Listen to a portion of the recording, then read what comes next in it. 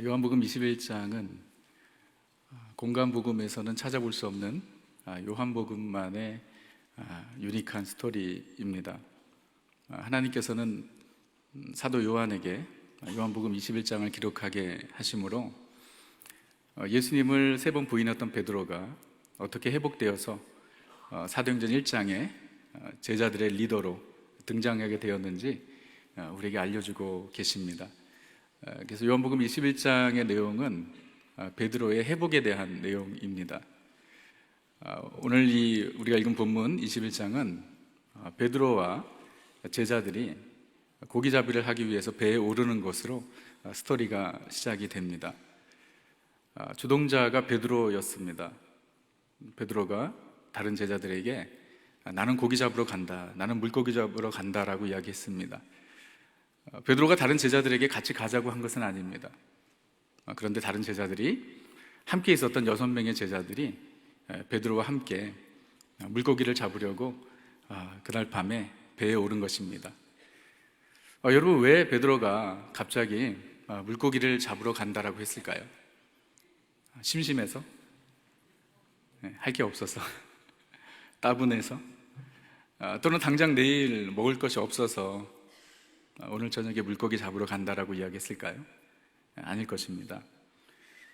나는 물고기 잡으러 간다라는 베드로의 이 결정에는 다시 옛삶으로 돌아가겠다는 의지가 담겨져 있는 것 같습니다.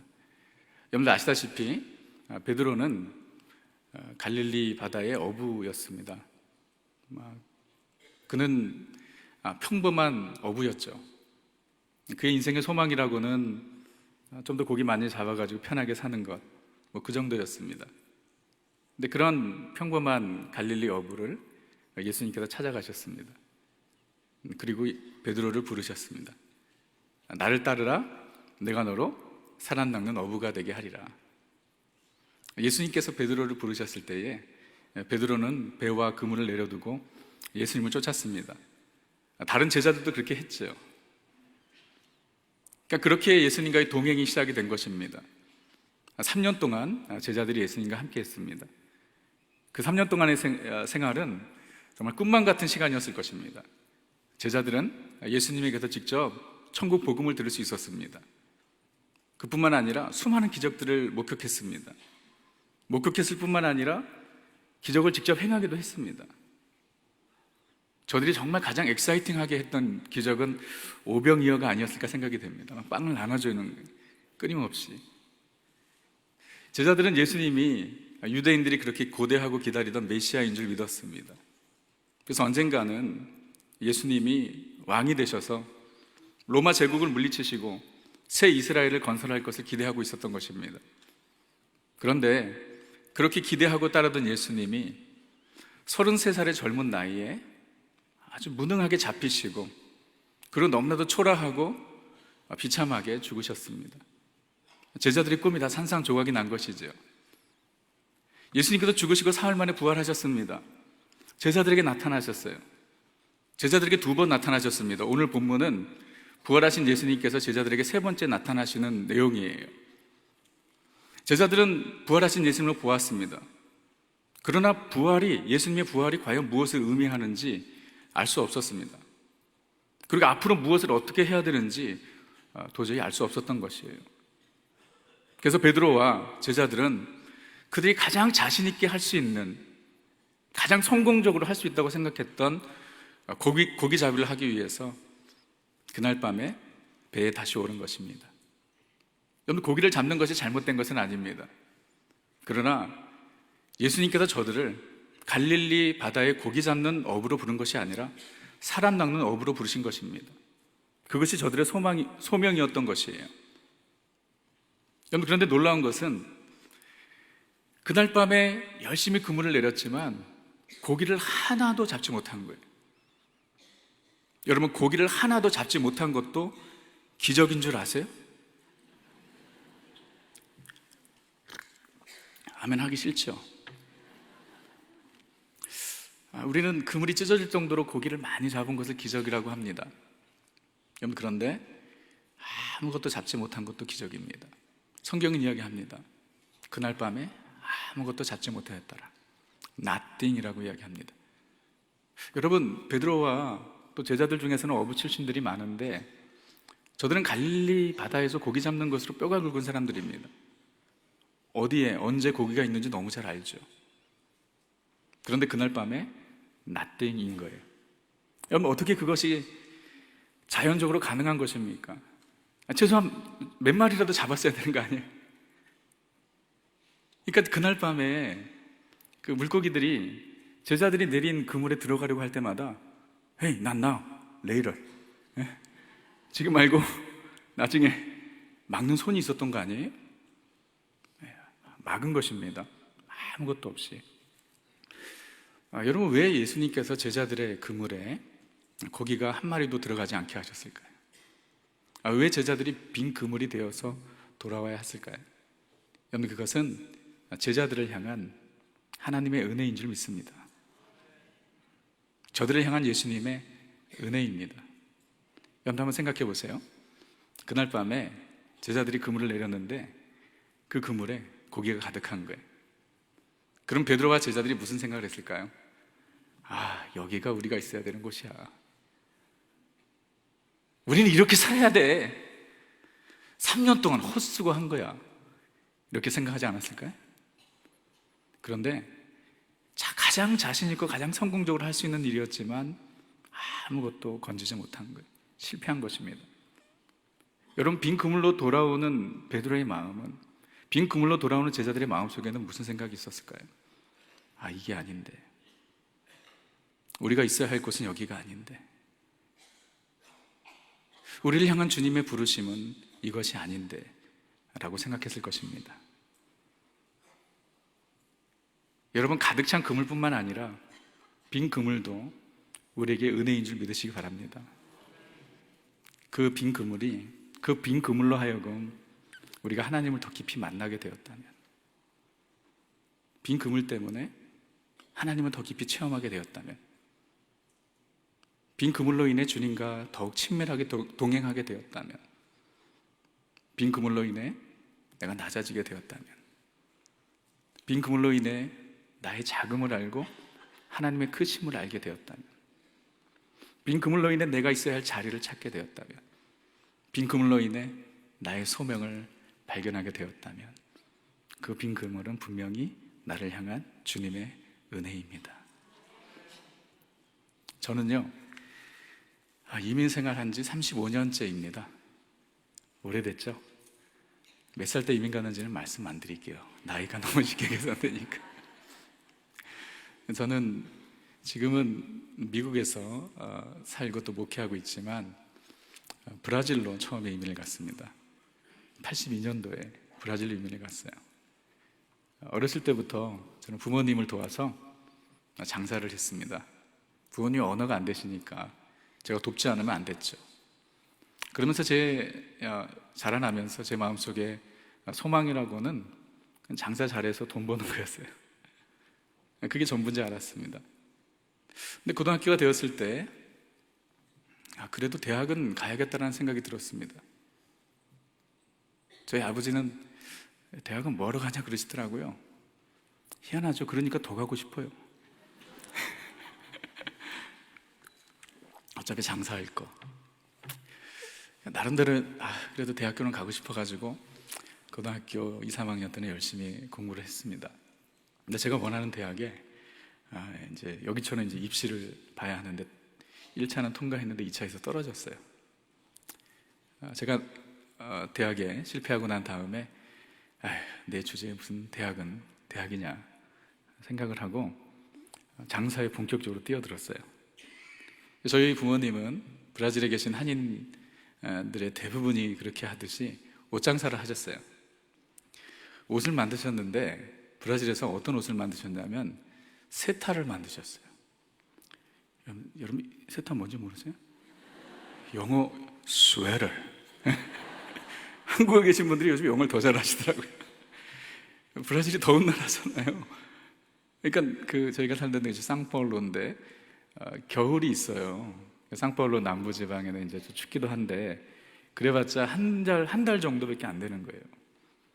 그러니까 저희 부모님이 그 세타를 하시면서 무슨 돈을 벌었겠어요? 먹고 살기도 힘든 거예요. 제가 이제 그 대학교도 못 들어가고 장사를 하면서 여름 옷을 자르기 시작했습니다. 거기서 옷을 만든다는 것을 자른다 그래요. 여름 옷을 자르기 시작했어요. 야심차게 시작을 했습니다. 여러분 잘 됐을까요? 안 됐을까요? 어떻게 그렇게 잘하세요? 남 안 된 거 너무 잘하세요? 완전 실패했죠. 본전도 못 건졌습니다. 지금 생각해보면 그게 대단한 액수는 아닙니다. 그런데 18살 나이에 저에게는 너무나 큰 실패였어요. 인생에 되는 것이 아무것도 없는 거예요. 공부도 안 되고 장사를 해도 안 되고 완전 빈 그물이었던 것입니다. 그런데 그 빈 그물로 인해서 저는 주님의 뜻을 구하기 시작했습니다. 롱스토리인데 결국 제가 다시 대학에 도전하게 되었고 원하는 대학에 들어가게 되었고 거기서 대학을 들어가면서 캠퍼스 미니스트리를 하게 되었어요. 그러던 중 대학교 2학년 때 주님의 부르심을 받았습니다. 목회자로. 저에게 그 빈 그물은 저를 소명자로 부르시는 주님의 은혜였습니다. 여러분, 우리의 인생의 성공과 실패는 우리의 그물에 얼마나 많은 고기가 있는가에 따라 결정되는 것이 아닙니다. 여러분, 그렇기 때문에 여러분 그물에 고기가 많이 없다고 해서 나는 실패자다라고 말하지 마세요. 반면 여러분 그물에 고기가 많다고 해서 내가 성공했다고도 생각하지 마세요. 여러분, 그것은 세상적인 기준입니다. 세상은 심플합니다. 고기가 많은 사람이 성공한 사람이, 고기가 없는 자는 실패한 사람이. 안 그래요? 돈 많은 사람이 성공한 사람이, 집 많은 사람이 성공한 사람이, 없는 사람은 루저라고 이야기합니다. 여러분, 그러나 우리가 누군지 알아야 합니다. 우리는 예수 그리스도를 믿음으로 말미암아 하나님의 거룩한 자녀들로 거듭난 자들입니다. 우리는 육으로만 사는 자들이 아니라 영으로 사는 자들이에요. 그렇기 때문에 우리의 그물에 얼마나 고기가 많은가에 따라 우리의 인생의 성공과 실패가 좌우되는 것이 아닙니다. 우리의 인생의 진정한 성공은 주님을 더욱 가까이 하는 것입니다. 이전보다 주님을 더욱 사랑하는 것입니다. 예배자의 삶을 사는 것입니다. 나에게 주신 소명을, 그 부르심에 합당한 삶을 사는 것, 그것이 우리에게 진정한 성공인 줄 믿으시기 바랍니다. 여러분, 정말 아멘 할 수 있으세요? 그물에 고기가 얼마나 많은가? 그것이 성공인가요? 저는 지금까지 이민 목회를 계속 해오고 있습니다. 너무나도 많이 보았습니다. 이민 오셔가지고 힘들고 어려울 때 더블잡, 트리플잡 뛰면서도 새벽에 나와 기도하고 예배를 사모하고 시간 내서 제자 훈련 받고 봉사하고 섬기던 사람이 그물에 고기가 많아지니까 변하더라고요. 다 그런 건 아니지만 신앙생활이 형식화되고 주일날 예배 한번 드리는 것도 힘들어요. 시간 내서 하여튼 여행은 많이 다니지만 단기 선교 한번 가자고 하면 시간 없다고 이야기합니다. 소명자가 아니라 소비자가 되어버린 것이에요. 사람들은 그런 사람들을 보면서 아메리칸 드림을 이루었다고 이야기합니다. 본인도 내가 아메리칸 드림을 이뤘다고 자랑합니다. 여러분, 그러나 하나님 보시기에도 그럴까요? 그물에 고기가 많아졌지만 영적으로는 절대로 성공한 인생이 아닙니다. 여러분, 제자들이 밤새 그물을 내렸습니다. 그런데 아무것도 잡지 못했어요. 그것은 저들을 소명자의 자리로 회복시키시려는 예수님의 은혜였던 것입니다. 그래서 제자들이 아무것도 건지지 못한 채 허탈한 마음으로 돌아오고 있었습니다. 그때 예수님께서 갈릴리 바다 해변에 서 계셨습니다. 제자들에게 물어보셨습니다. 너에게 고기가 있느냐? 멀리 떨어져 있었거든요. 제자들은 예수님인지 몰랐습니다. 근데 제자들이 없다고 그랬어요. 그랬더니 예수님께서 배 오른편에 그물을 내리라 라고 말씀하셨어요. 제자들은 그렇게 말하는 분이 예수님인지 몰랐지만 그 목소리에 어떠한 영적인 권위를 느꼈는지 모르겠습니다. 그래서 배 오른편에 그물을 내린 거예요. 여러분, 배 오른편과 배 왼편의 거리는 2-3km가 아닌 거 아시죠? 작은 배 2-3m예요. 그러니까 여러분 생각해 보세요. 그날 밤에 제일 바빴던 거는 갈릴리 바다의 고기들이었죠. 그 물에 들어가려고 하면 야 가지마 막 그러고, 왼편에 있는 고기도 막 오른편에 세워두고 줄 서 막 그러고 그 그물을 내린 거예요. 그 그물을 올리는데 무거워서 들지 못하는 거예요. 나중에 이 꼼꼼한 사도 요한이 고기를 다 셌어요. 안 세도 되는데 세보니까 몇 마리였죠? 153마리. 여러분, 이 153이라는 숫자는 뭔가 특별한 의미가 있는 것은 아닙니다. 여러분, 성경에 나오는 모든 숫자에 무슨 의미를 부여하라고 하지 마세요. 그런 얘기도 들었어요. 교회의 가장 좋은 성도의 수는 153명이다. 전혀 상관이 없어요. 하여튼 너무 많이 고기를 잡은 거예요.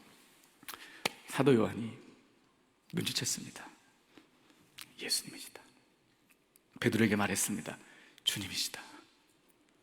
베드로는 그 이야기를 듣자마자 예수님이시다, 주님이시다라는 이야기를 듣자마자 겉옷을 입고 물로 뛰어들었습니다. 요한은 눈치가 빠른 사람이었고 베드로는 행동이 빠른 사람이었어요. 여러분은 눈치가 빠른 사람이 좋으세요? 행동이 빠른 사람이 좋으세요? 둘 다 빨라야지. 눈치도 빠르고 행동도 빠르고. 제일 힘든 사람이 눈치도 없고 행동도 느린 사람. 그런 분들이 여기 앉아 계신 거예요? 베드로는 주님이시다 그러니까 생각도 하지 않고 옷을 입고 뛰어들었습니다. 그렇게 하지 않아도 되는데 베드로는 항상 오버하죠. 안 해도 되는 짓을 합니다. 제자들과 같이 가도 되지 않습니까? 근데 거리가 한 80m, 100m 정도 되는 거리예요. 베드로가 수영을 치면서 예수님을 향해 갑니다. 한 1분 정도는 걸리지 않았을까 싶어요. 여러분, 밖에서 1분은 짧지만 물 안에서 1분은 상당히 긴 시간인 거 아시죠? 베드로가 예수님 향해 헤엄을 치면서 과연 무슨 생각을 했을까요? 여러분, 베드로도 생각이 있는 사람이에요. 저는 이 말씀 묵상하면서 두 가지 생각했을 것 같아요. 첫 번째는 어쩌면 베드로가 물로 뛰어든 것을 후회했을 수도 있었을 것 같아요. 왜냐하면 수영해가지고 조금이라도 빨리 다른 제자들보다 먼저 해변에 도착하면 예수님과 1대1로 있어야 되거든요. 근데 지금까지 베드로는 예수님에게 예수님을 부인한 것에 대해서 용서를 구하지 못했어요. 그러니까 얼마나 어색한 시츄에이션이에요. 그래서 예수님이다 그러니까 급한 마음에 뛰어들었지만 수영하면서 생각해보니까 이건 아닌데? 근데 그렇다고 해서 뒤로 돌아올 수도 없는 거예요.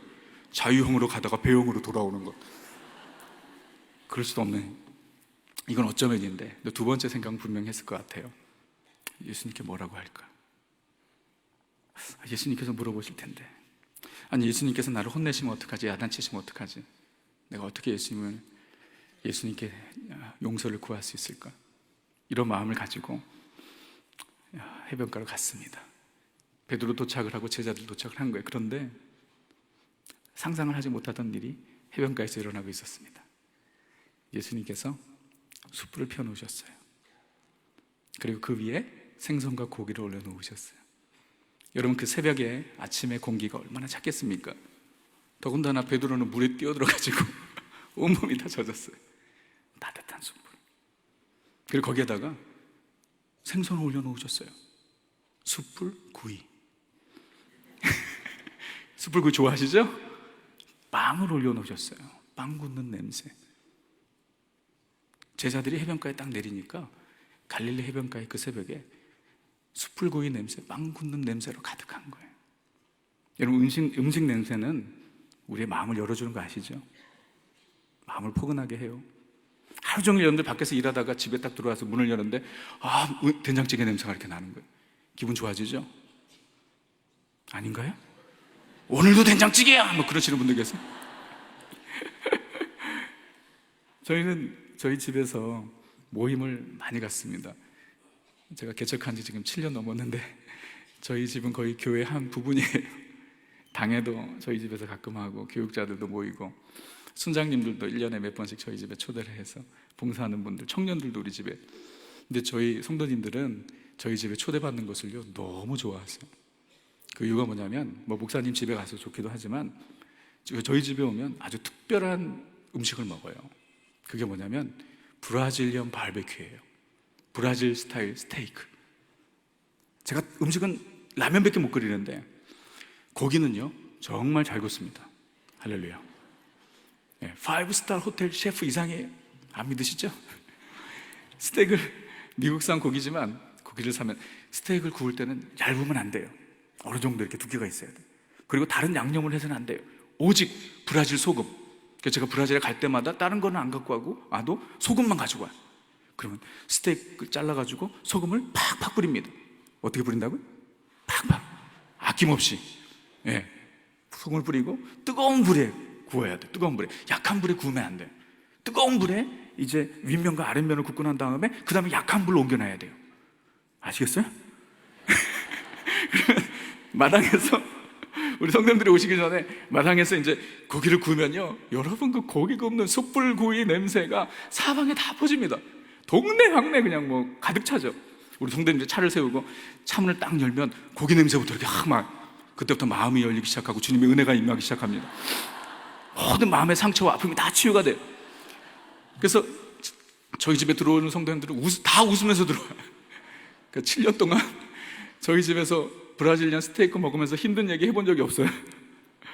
다 웃으면서. 그래서 저와 저희 아내는 그것을 브라질리안 바베큐 미니스트리라고 이야기를 해요. 사역이에요. 여러분 미국에 오시면은요, 제가 브라질 스테이크를 해드리겠습니다라고 이야기하면 정말 오실 거죠? 말을 못해 말을. 그 음식 냄새가 얼마나, 여러분 그 예수님의 섬세하심을 생각해 보세요. 그 시간에 제자들에게 가장 필요했던 것이 무엇인가요? 새벽 내내 밤새도록 일을 한 거예요. 새벽에 얼마나 배가 고픈 거예요. 여러분 새벽에 밤새도록 일하고 새벽에 먹는 음식이 되게 맛있는 거 아시죠? 새벽에 먹는 뭐 국이라든지. 제가 엊그제 미국에서 왔는데 그 시차가 적응이 안 돼가지고요, 어저께 제가 밤 7시에 그냥 골아 떨어졌어요. 그래서 눈을 딱 떴는데 너무 깊이 잔 거예요. 오래 잔 것 같아. 시계를 딱 보니까 밤 11시 반이에요. 그때부터 제가 잠을 못 자는 거예요. 여러분 목사가 잠을 못 자면 뭐 할까요? 설교 준비해요.